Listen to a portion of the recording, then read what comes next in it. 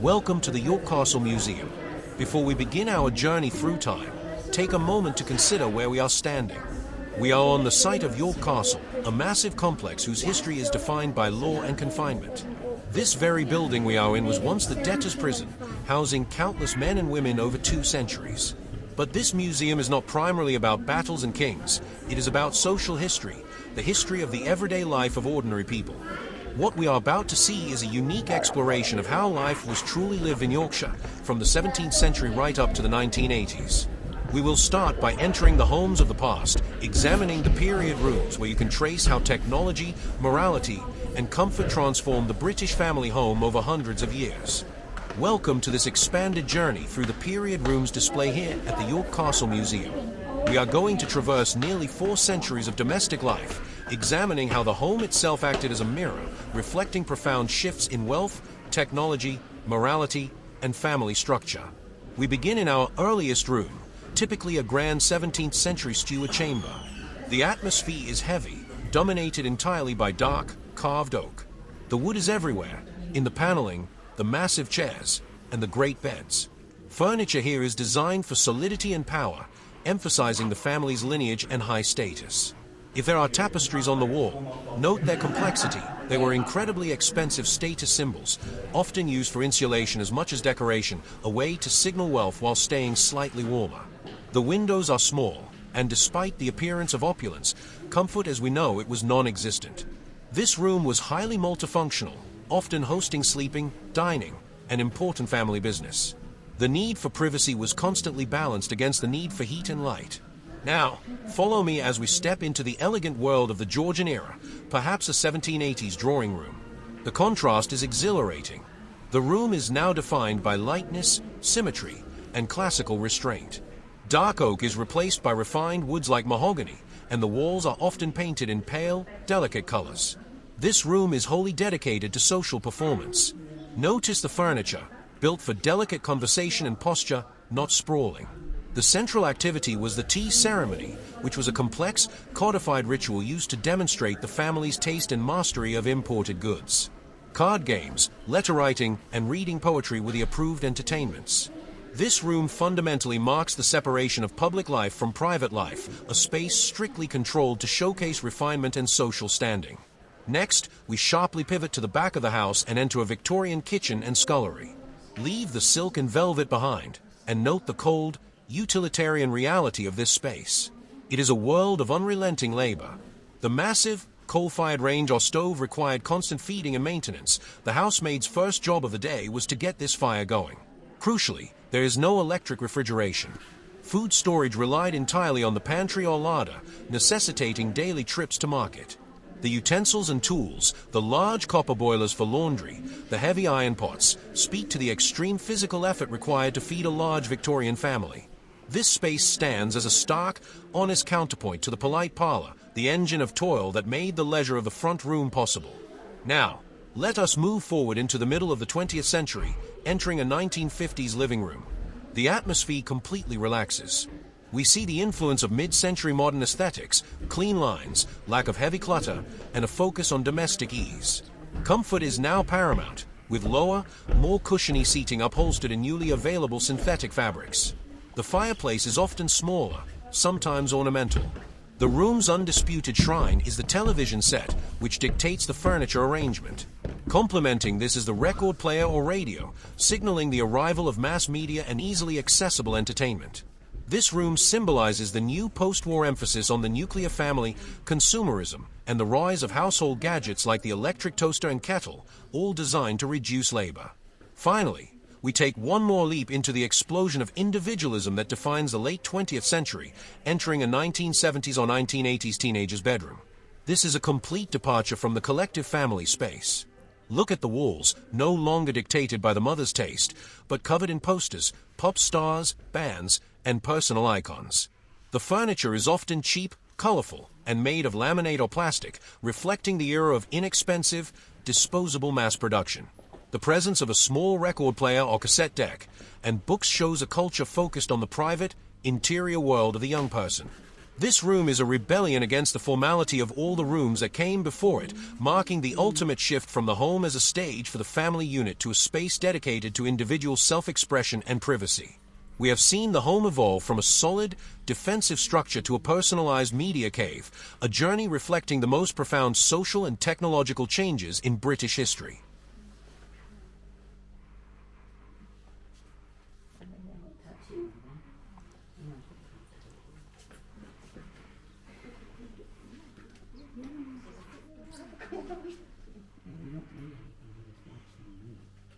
It's my egg machine. I really love them.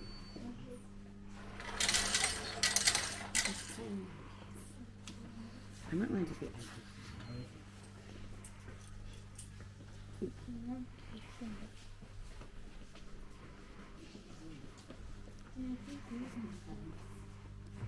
The Kentucky Derby.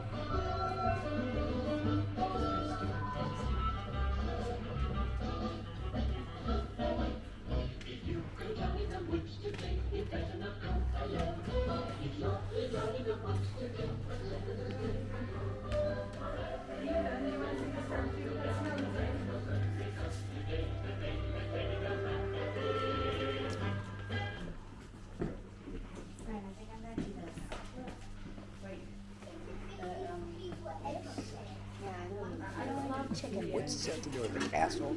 What? What does this have to do with the castle? I think I have 50 pence. She just said, I don't know. She forgot that she went to a castle museum. I thought 50 pence this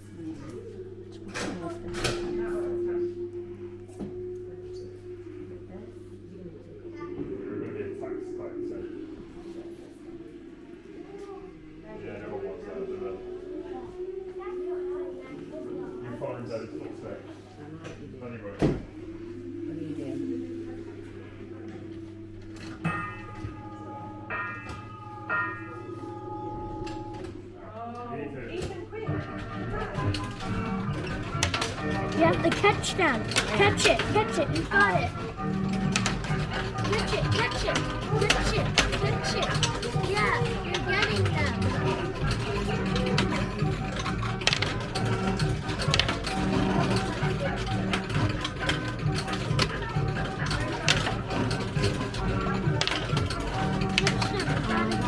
I'm trying.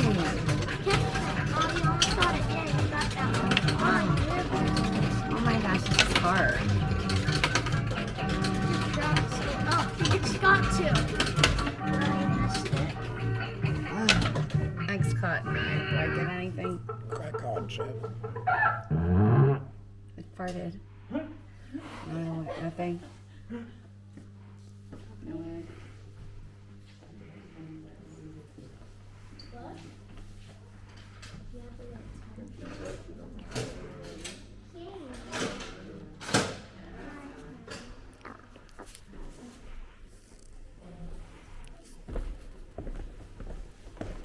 Welcome back to the secrets of dress display. Let's move deeper into the collection and examine how clothing dictated a person's entire life.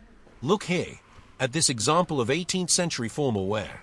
This outfit, likely silk or brocade, is an overt, screaming declaration of aristocratic wealth. The fabric itself, the rich embroidery, the lace, was incredibly expensive. But note the extreme impracticality. Look at the width of the skirt, likely supported by hoops or panniers, making it difficult to pass through doorways or sit comfortably. This design was deliberate. It restricted the wearer's movement, physically demonstrating that they were a member of the elite who did absolutely no physical labor. This clothing was a cage of status. Now, follow the timeline forward, specifically looking at the mid-19th century, when the Industrial Revolution fundamentally changed clothing production. With the invention of the sewing machine and the growth of textile factories, clothes became faster to make and cheaper to buy. The complexity of the designs shifted from hand-stitched artistry to mass-produced pattern and volume. This is the era of the massive Victorian bustle and the tightly restrictive corset, emphasizing an exaggerated, idealized female figure that signaled adherence to strict middle-class morality. Let us now leap to the early 20th century, specifically around the time of the First World War. The change is revolutionary. Suddenly, women were entering the workforce in large numbers. Clothing had to become practical and manageable. Look at the fabrics. They are lighter, less voluminous, and the length of the skirts rises dramatically. The restrictive silhouette begins to break down. Fashion here reflects social necessity. Clothing had to allow women to move, drive, and work. The tight corsets begin to give way to simpler undergarments. This shift wasn't driven by high fashion alone. It was driven by the practical demands of wartime labor and the new political status of women. The garments here show that fashion is never just about taste. It is always about economics, technology, and the current political status of the wearer.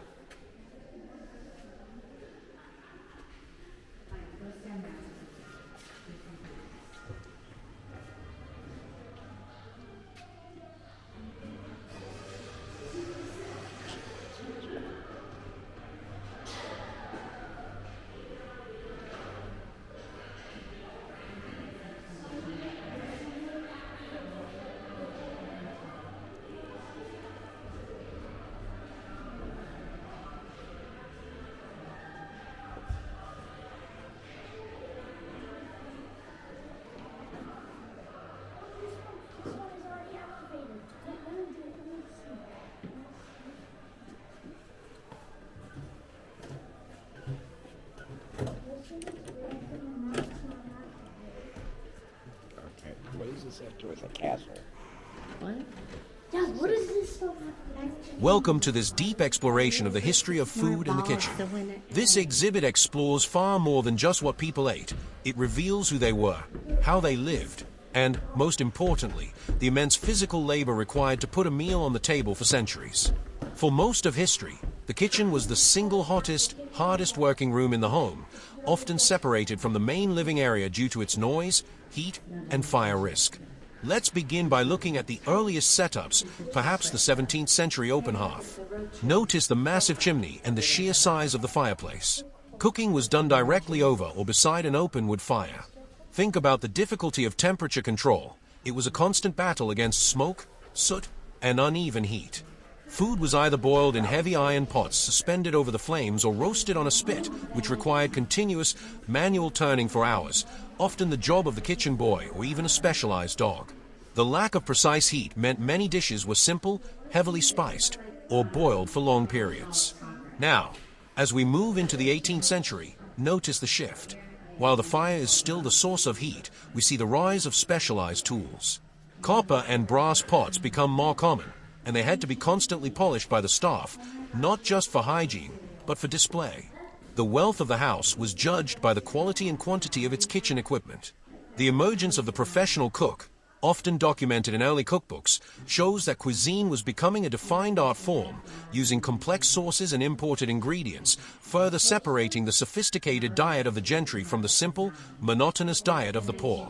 Next, we arrive at the heart of the Victorian home, the cast iron range. This heavy, black behemoth dominated the 19th century kitchen. It was an improvement over the open hearth, offering multiple cooking surfaces, an oven, and sometimes a small hot water tank, but it demanded relentless work. The housemaid's first job every morning was to empty the ashes, polish the iron, and lay and light the new coal fire. If the fire went out, the entire day's cooking was stalled. Look around at the separate scullery. This was the area for the doughty work, washing, scrubbing, and dealing with waste, away from the main preparation area. There was no hot running water. All water had to be hauled or heated in the copper boiler. The biggest challenge in these pre-electric kitchens was preservation. Look at the larder or pantry. It is cold, stone shelf, and often located on a north-facing wall. There is no refrigeration. Food was preserved through salting, drying, pickling, or hanging. Meat, game, and fish were bought fresh daily from the market, or the cook relied on preserved staples like salt pork and dried pulses. The absence of pre-packaged goods meant almost everything, from bread to butter, was made from scratch right here. Finally, we jump into the 20th century, seeing the kitchens of the 1930s, 1950s, and beyond. This is the age of convenience. The large, coal-hungry range is replaced by the sleek, controllable gas or electric cooker. The introduction of the electric refrigerator is a revolutionary moment. It liberates the cook from the tyranny of daily market trips and drastically improves food safety. Notice how the kitchen shrinks in size. With the decline of domestic service, the kitchen moves from being a servant's domain to the housewife's domain, evolving into a smaller, more streamlined, labor-saving space. Later in the century, the appearance of convenience foods, canned goods, frozen meals, and box mixes changes not just how food is cooked, but what British families ate, making the dinner table the ultimate expression of modern industrial progress. In these rooms, we see how the simple act of preparing food dictated architecture, governed class relations, and drove some of the most profound technological changes in modern domestic life.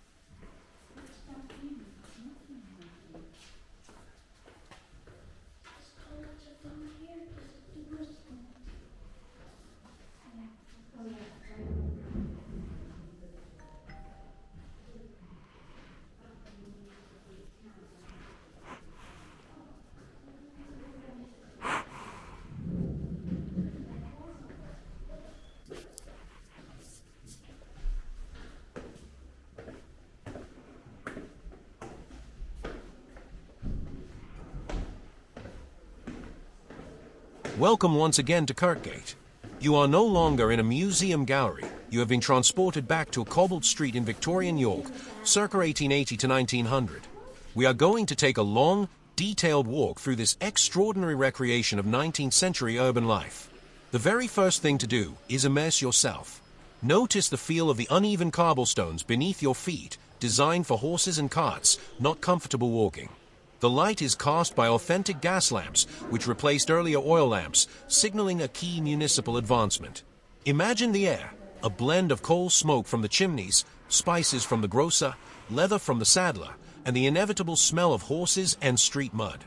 This was the sensory reality of the age. Let's begin by examining the specialized shops. Look at the chemist's shop. This was far more than a modern pharmacy.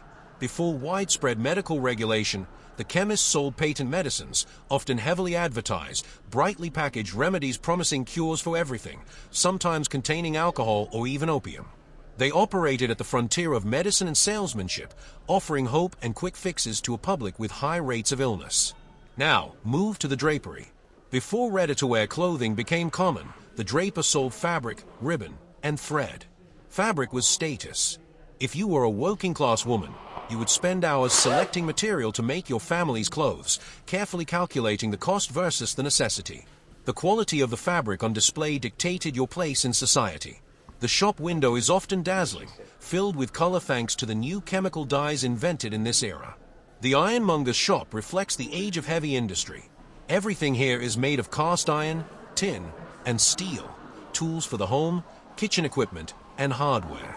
It's a dense, practical store, entirely necessary before modern plastics and light materials. Consider the street infrastructure. Look at the drainage channels and the refuse bins. Sanitation was a major civic concern. Disease spread rapidly in these crowded urban centers, and the Victorians were constantly battling epidemics. Advances in plumbing, sewage, and municipal water supply, issues that made this street possible, were the great silent battles of the century. As we continue, look toward the trades focused on transport. The presence of the saddler and harness maker is vital. This entire street, and indeed the whole city, ran on horsepower. The saddler kept the essential infrastructure of movement running, maintaining the leather goods needed for carriages, carts, and mounted police. The absence of automobiles makes this street feel slower, heavier, and reliant on animal power. Let's turn our attention to the civic and financial pillars. The bank, with its imposing architecture and barred windows, represented trust and capital. It served the expanding middle class who had savings and needed investment services. The ability to bank was a mark of respectability. Contrasting this is the police station. Its small size reminds us that officers were community figures walking their beats. The punishment, however, was severe. The threat of the magistrate's court and, indeed, the prison, the actual building surrounding us, was a constant reality, keeping a tight social order enforced by the state. The public house is deliberately warm and inviting. Step into its interior and notice the dark wooden polished brass. This was the working man's living room, a place where conversation and political discussion happened freely, often the only place where workers could escape the overcrowding of their own homes. The pub served as a vital social safety valve. Now, look closely at the shop signs and the tiny details. The printer's shop shows us how news and advertising spread through cheap, rapidly produced broadsides and posters. The sheer density of information available in this era was exploding. This street, Kirkgate, is a specific time capsule, capturing a moment just before great change. It existed before the First World War shattered the old social order, before electricity transformed every shop window and home, and before the motor car replaced the horse. We are leaving this busy, ambitious, tightly regulated street now. Take a final moment to appreciate that every window we looked into, every trade we saw, represents a life lived, governed by a rigid code of status, defined by hard work, and illuminated by the flickering, revolutionary glow of the gaslight. This street embodies the powerful, challenging spirit of Victorian urban York.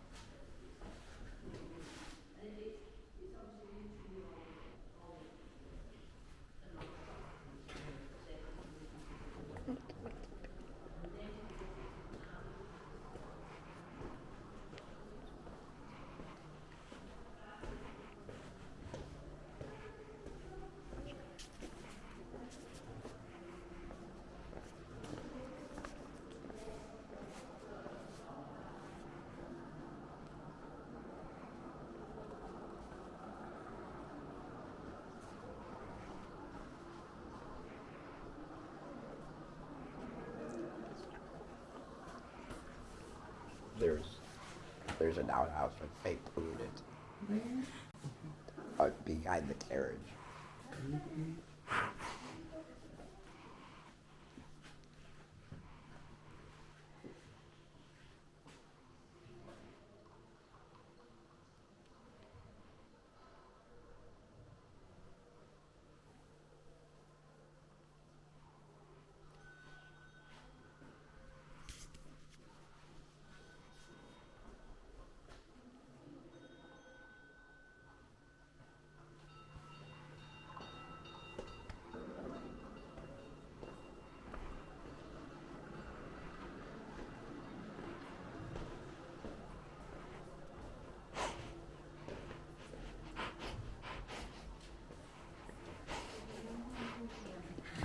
Did you see the fake food? Yeah.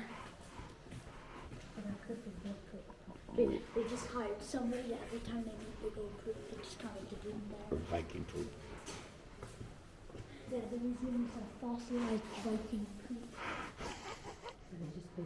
And then that area where it's like the remains of like the real houses and stuff, that thing that, the one thing that was mostly, the one thing that was the most still standing was the outhouse. I got Bobby Fry on camera. That's good. There's no audio. Yes, there is. There is? Yes. Oh, yes.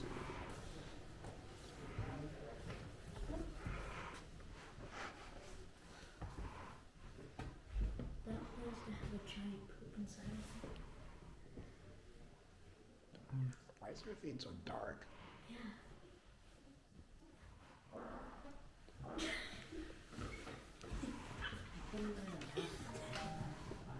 I think somebody needs to use the outhouse over there.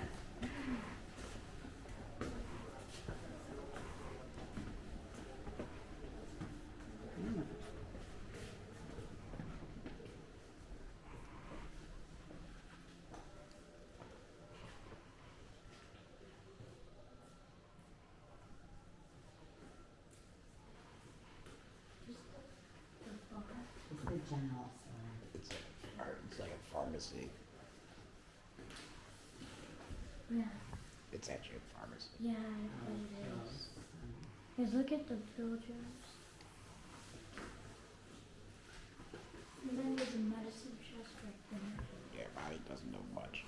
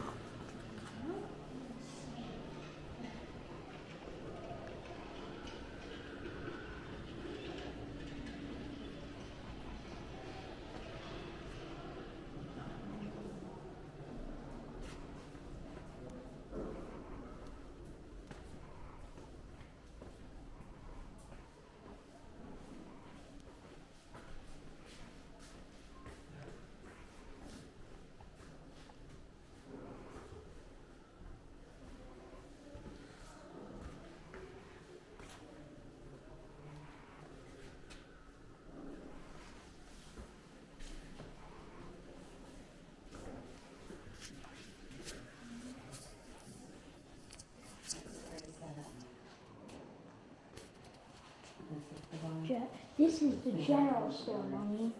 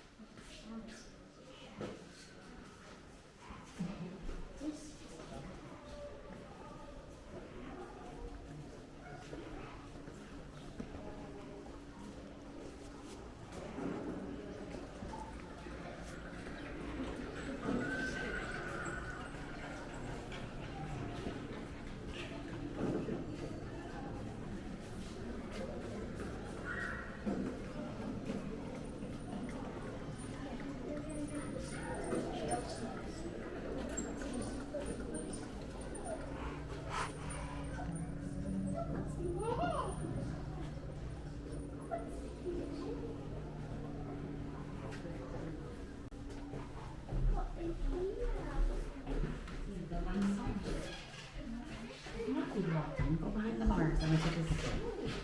Daddy and I went to real jail cells for it. Alright, stand behind the bars, pretend you're in jail. I can't see you over here.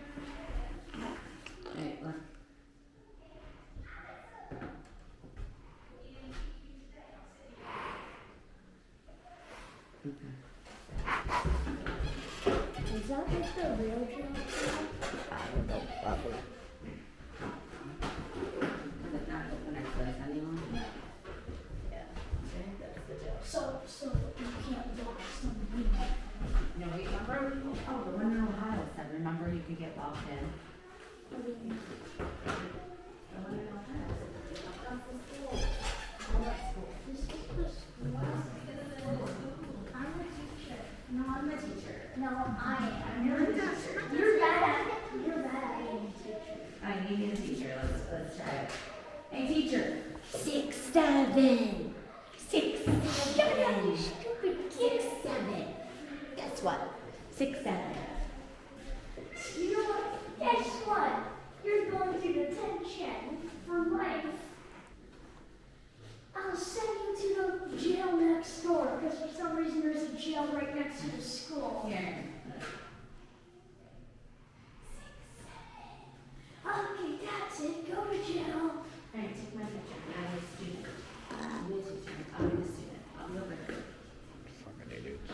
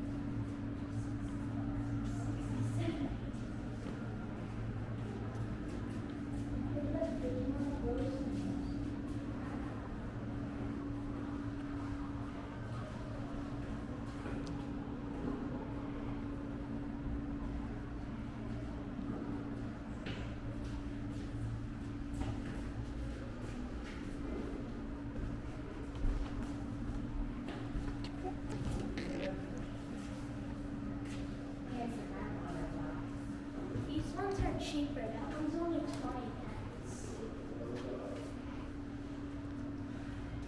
These ones are only 20.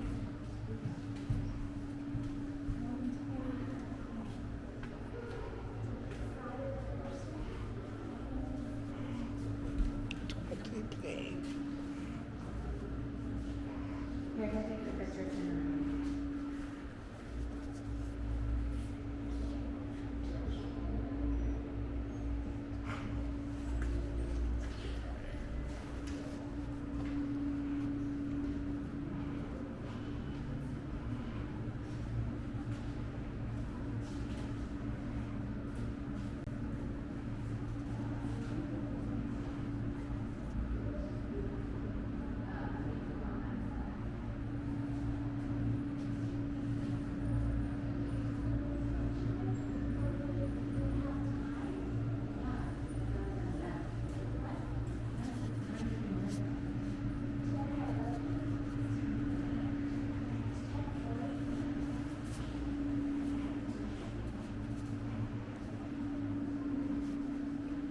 right, don't touch that. Don't.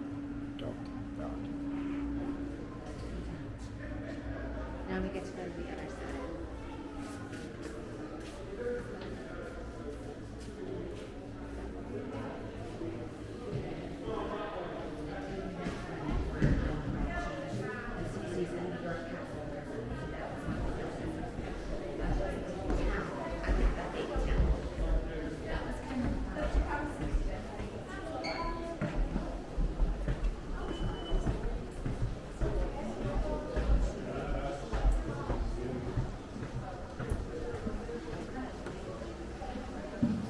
The prison is on this side here.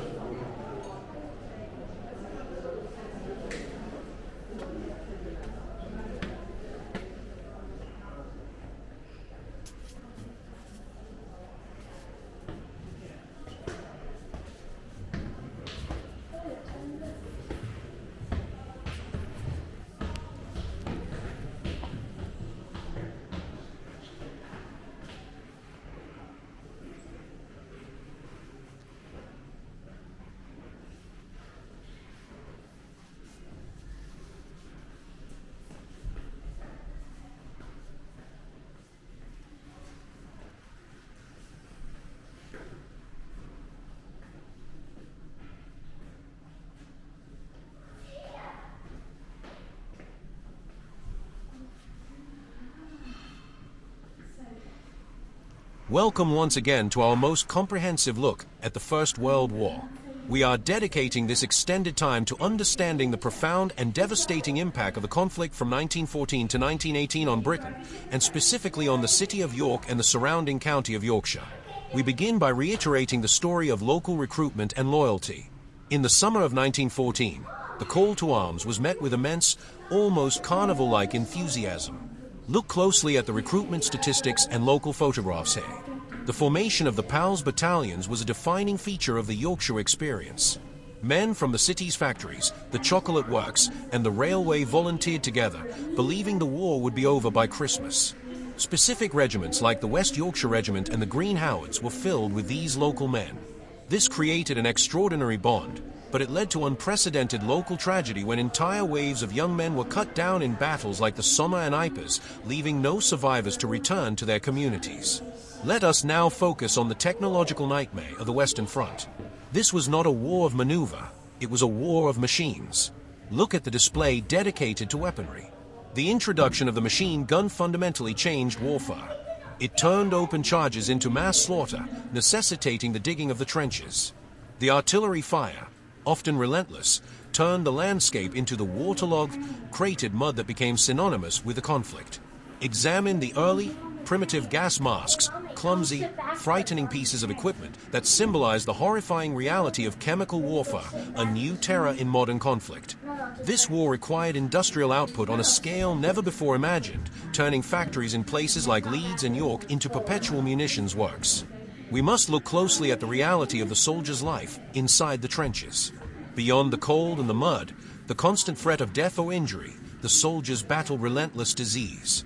Examine the diagrams showing the prevalence of dysentery, typhoid, and the ever-present scourge of lice, which were impossible to eradicate and contributed to constant discomfort and illness. Life expectancy in the forward trenches was measured in mere weeks. Crucially, let us consider the medical response and trauma. Battlefield medicine was primitive. We honor the role of the nurses and field doctors, many of whom served close to the front lines, dealing with horrific injuries using limited supplies. Look at the records here concerning shell shock. This was the term used for the deep psychological trauma suffered by men who broke down under the incessant barrage of shelling and fear. It was initially misunderstood, often dismissed as cowardice, but it represents the first mass acknowledgement of the psychological cost of modern war, a legacy of mental health trauma that would last generations. The home front sustained this colossal effort. Beyond the women working in industry, look at the efforts on the farms and in the gardens. The national campaign to maximize food production, encouraging every patch of ground to be used for growing vegetables, was vital to combating the German U-boat blockade. Every civilian was part of the machine. The rationing system, implemented gradually, was a highly organized feat of national administration, controlling specific items like tea, butter, and, most tightly, meat and sugar. We must not forget the often overlooked service of animals. Look at the displays detailing the use of horses, essential for hauling heavy artillery and supplies across the shattered terrain. They suffered in the millions. Carrier pigeons were crucial for communication when telephone lines were severed, and messenger dogs were used to navigate the trenches. Their sacrifice was immense, a silent testimony to the logistical complexity of the war. Finally, let us consider the profound legacy and social reckoning after the armistice in November 1918. The celebrations were enormous, but quickly faded into the immense struggle of reconstruction. Look at the records showing the plight of the returning soldiers, many physically or psychologically wounded, struggling to find jobs in a strained post-war economy. The rise of powerful veterans organizations was a direct response to the government's initial failure to adequately care for those who had served. The war also precipitated major political change. The Representation of the People Act of 1918, passed before the war ended, immediately granted the vote to millions of men and, crucially, to property-owning women over the age of 30. The war had proven women's civic competence, making the denial of the vote unsustainable. The war memorials across Yorkshire, and indeed the world, remain the physical scars of this conflict. They stand as a perpetual reminder that the organized, confident world of the Victorian era was utterly and permanently destroyed in the trenches. The modern age, with all its complexities and anxieties, began right here, amidst the trauma of the Great War.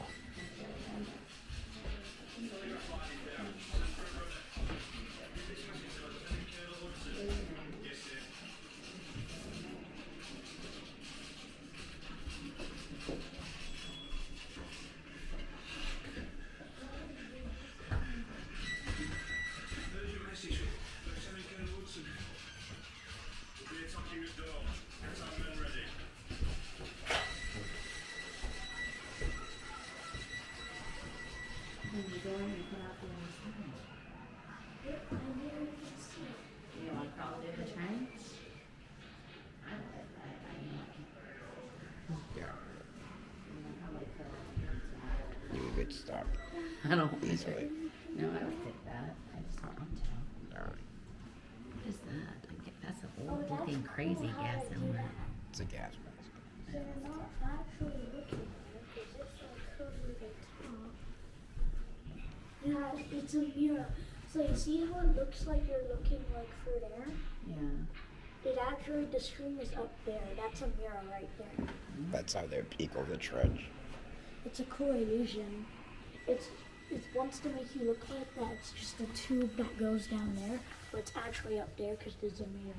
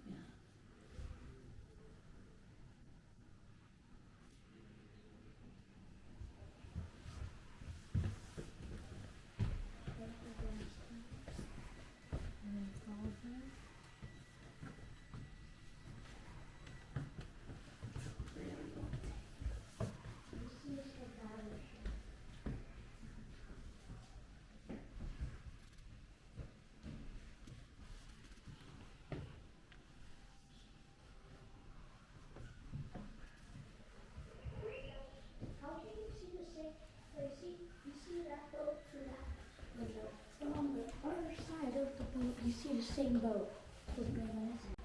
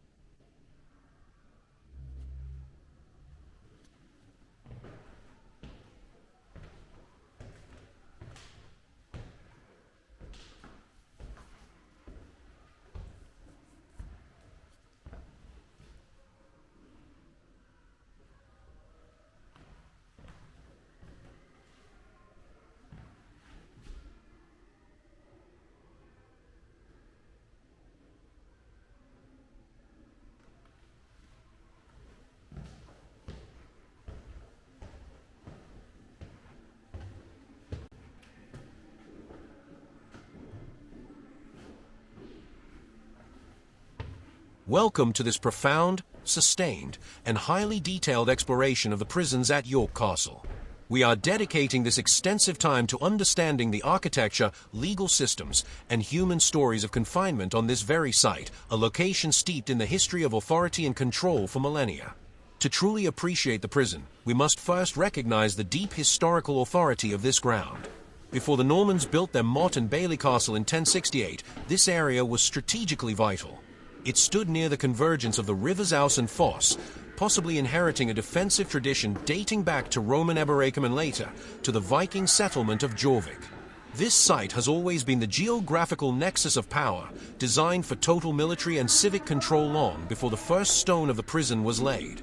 The complex we are currently walking through is an evolution of that power structure, spanning multiple centuries and structures. We acknowledge the symbolic importance of Clifford's Tower, the descendant of the Norman keep, which looms nearby.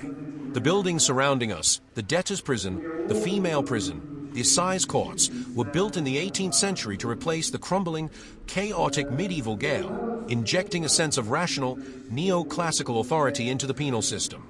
Let us begin with the architecture and its ideology. The design of the Debtors Prison, symmetrical, heavy, and deliberately imposing, was meant to project the rational, eternal power of the state and the law of property.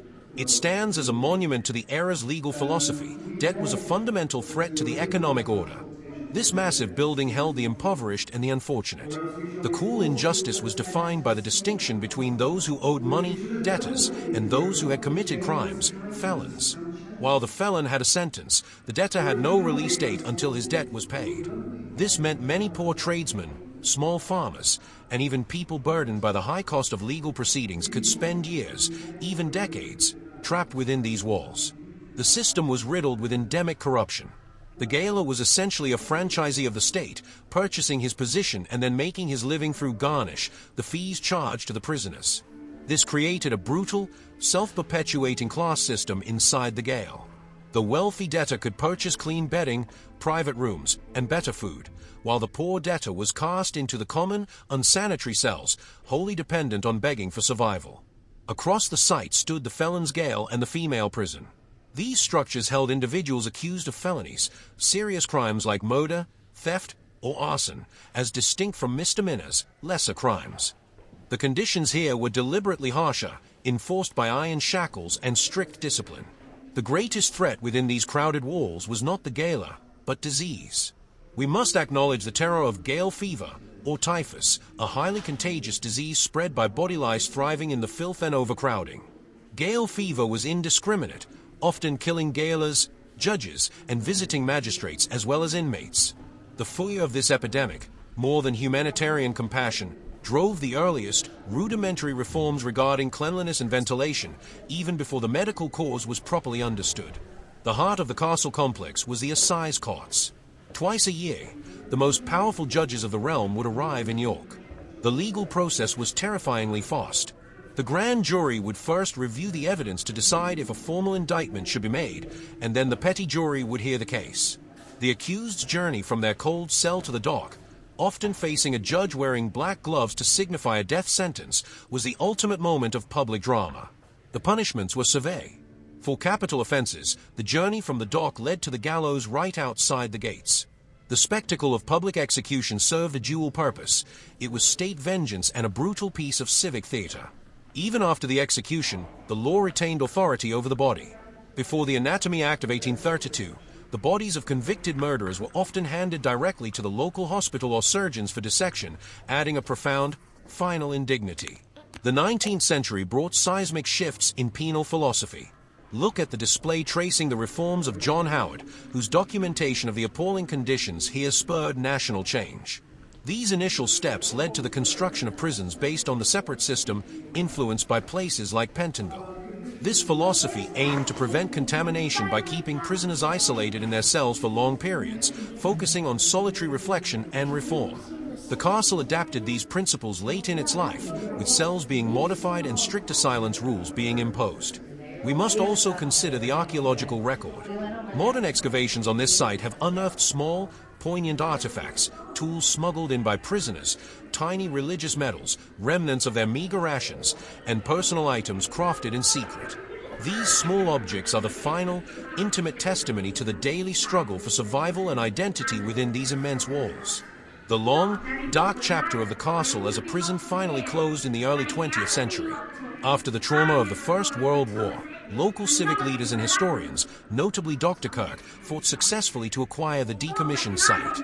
Their vision was to transform this place of confinement and death into a museum, a repository of social history, ensuring that the cold, heavy stone walls would continue to teach us about the price of justice, the cruelty of poverty, and the relentless march of legal reform. As if I reprieve, so you just come to see a man ready to hang him, yeah? Look at my reprieve, you wait and see.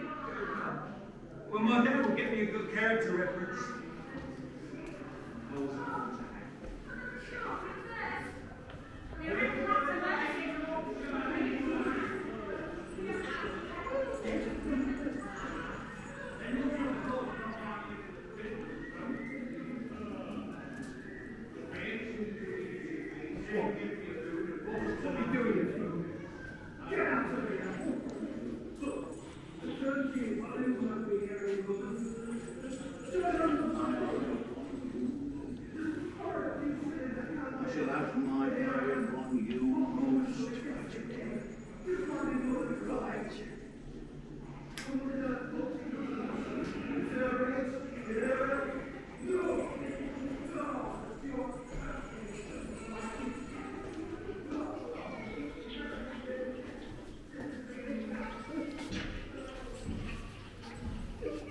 Welcome to this truly comprehensive journey through the 1960s display. We are dedicating this extensive time to exploring the decade that completely tore up the social rulebook, marking a definitive, deliberate break from post-war austerity and the lingering Victorian shadows. This was the decade of the youthquake, the consumer boom, and the most rapid social change Britain had ever seen. To understand the 60s, we must first look at the economic engine. The post-war era of rationing and scarcity was officially over. Wages rose, employment was high, and crucially, credit became easily available. This created a generation of young people with disposable income, a phenomenon that drove the entire cultural revolution. Let's begin in the domestic space, the very symbol of modernization, the kitchen. Look around. The dark, cumbersome ranges of the past are gone. We see the arrival of fitted kitchens, sleek, brightly colored, often using Formica or other modern synthetic laminates. The kitchen was no longer just a functional room, it was a stylish, ordered space. Appliances became essential. The automatic washing machine and the refrigerator, often in pastel shades or bright primary colors, were now status symbols and labor savers, drastically reducing the physical toil of domestic life, particularly for women. This liberation of time contributed directly to the changing roles within the home. The living room transformed into the ultimate entertainment center. The television was no longer a small, boxy novelty. It was a large piece of furniture, and by the late 60s, the introduction of color broadcasting began. Crucially, the hi-fi system became a centerpiece, with record players evolving to handle stereo sound, symbolizing the central role of music in the decade. The real revolution, however, was on the street, driven by youth culture. For the first time, teenagers were recognized as a powerful, distinct cultural and economic force. Look at the fashion on display. The era was defined by Mary Quant and the mini skirt. This was more than just a style choice. It was a powerful social statement, a deliberate rejection of the restrictive, ankle-length modesty of earlier generations. It symbolized sexual liberation, mobility, and confidence. The aesthetics were bold, bright, often garish colors, geometric shapes, and cheap, mass-produced materials like PVC and synthetic nylon. Fashion was no longer dictated by Paris couture houses for the elite.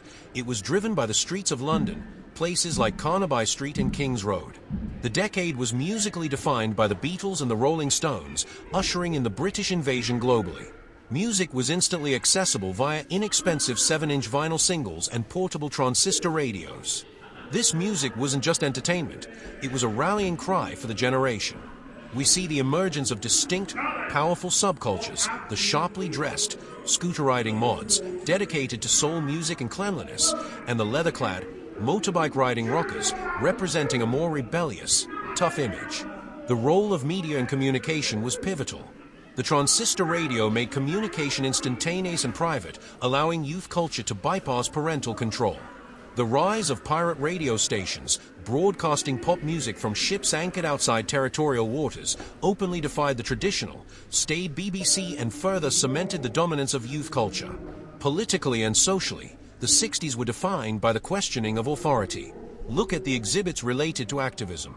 The Campaign for Nuclear Disarmament, CND, was huge, bringing tens of thousands onto the streets in protest, particularly among students.